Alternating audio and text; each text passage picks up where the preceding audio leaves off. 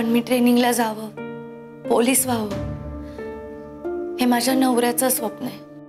आणि तुमच्या मुलाचं स्वप्न अपूर्ण राहिलेलं तुम्हाला नाही आवडणार ना? मी ट्रेनिंगला निघते तर तुमचा आशीर्वाद पाहिजे होता.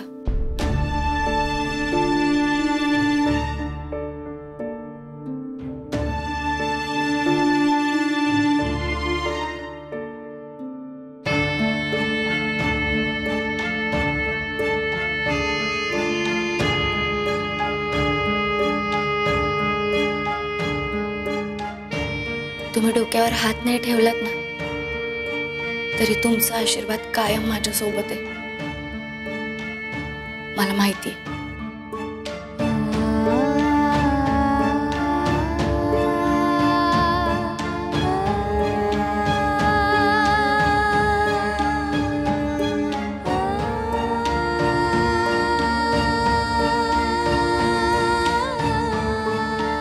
आणि आणखीन एक,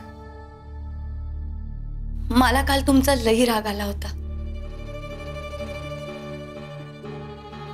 पण आज सकाळी मला एक गोष्ट जाणवली की तुम्ही हे जे काही केलं ते तुमच्या मुलासाठी केलं. आणि कुठल्याच आईला असं वाटत नाही की आपल्या लेकरावर कुठलं संकट यावं. म्हणजे मी अजून आई झालेली नाहीये, पण आई पण काय असतं हे थोड्या काळापुरता का होईना मी अनुभवलंय. त्यामुळं मी जेव्हा केव्हा हा विचार करते ना त्यावेळेस मला हेच जाणवतं की तुम्ही जे काही केलं ते एक आई म्हणून केलं.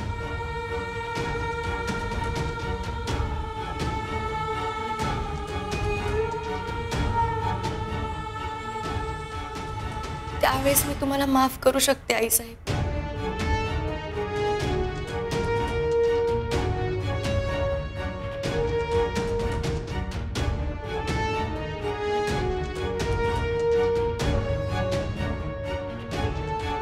आम्हाला माफ करण्या इतक्या मोठ्या झालात का तुम्ही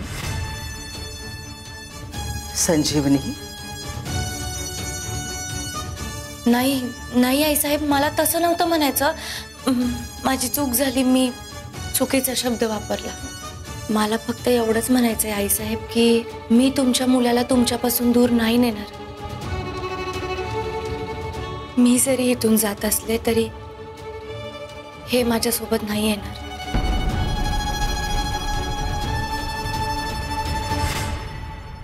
ते इथेच थांबतील तुमच्या जवळ. आई साहेब, काहीही झालं तरी तुम्ही आमच्या आई साहेब आहात.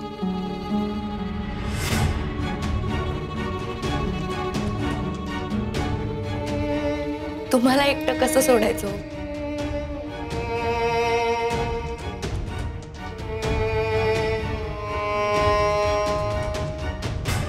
हा, हे जरा चिडलेत, पण तुम्ही त्यांना थोडा वेळ द्या, कारण आमचं बाळ गेले. हा धक्का त्यांना आत्ताच मिळाला हो.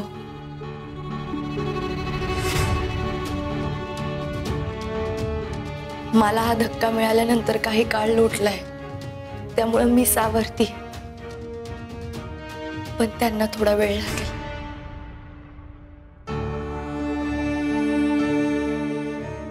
तो त्यांना द्या. येते मी आई साहेब.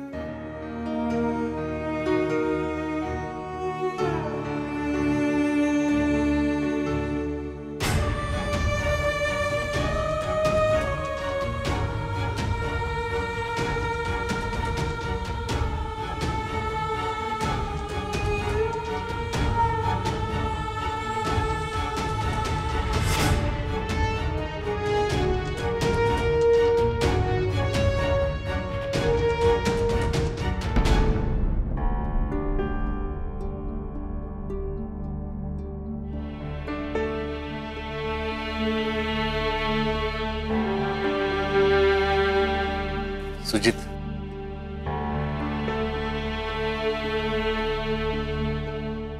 भैया साहेब, तुमच्या धर्मपत्नीला सांगा त्यांचं तोंड बघण्यात आम्हाला मुळीच इंटरेस्ट नाही. हे मी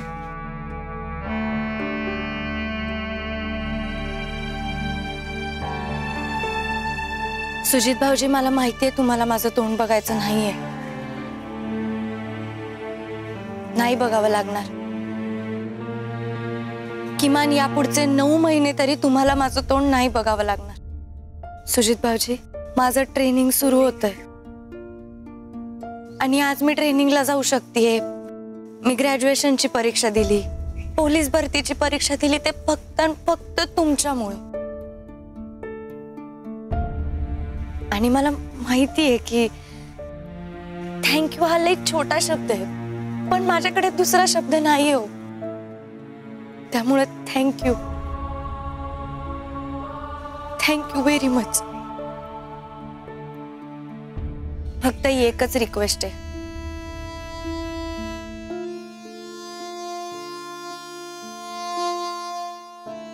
तुमच्या भैया साहेबांची मनस्थिती पण नाही आता चांगली.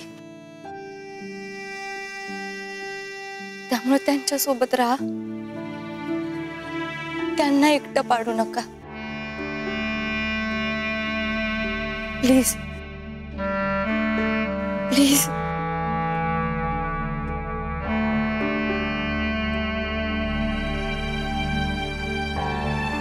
या 9 महिन्यात तू दिलेली जखम भरून निघेल, आमचं गेलेलं बाळ परत देशील तू?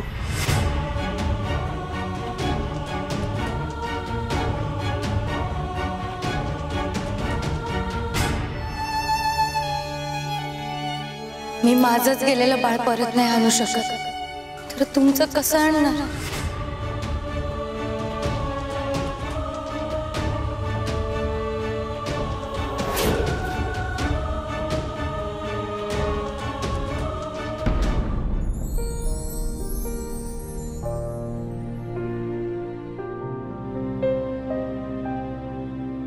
बेबी मावशी, पाया पडते.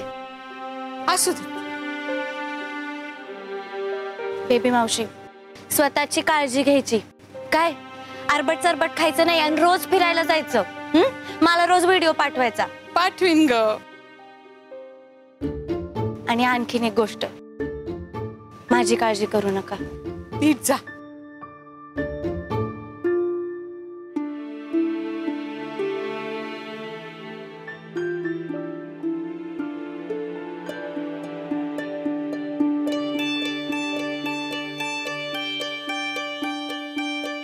स्वतःची काळजी घ्या. तू पण ट्रेनिंगवर फोकस कर.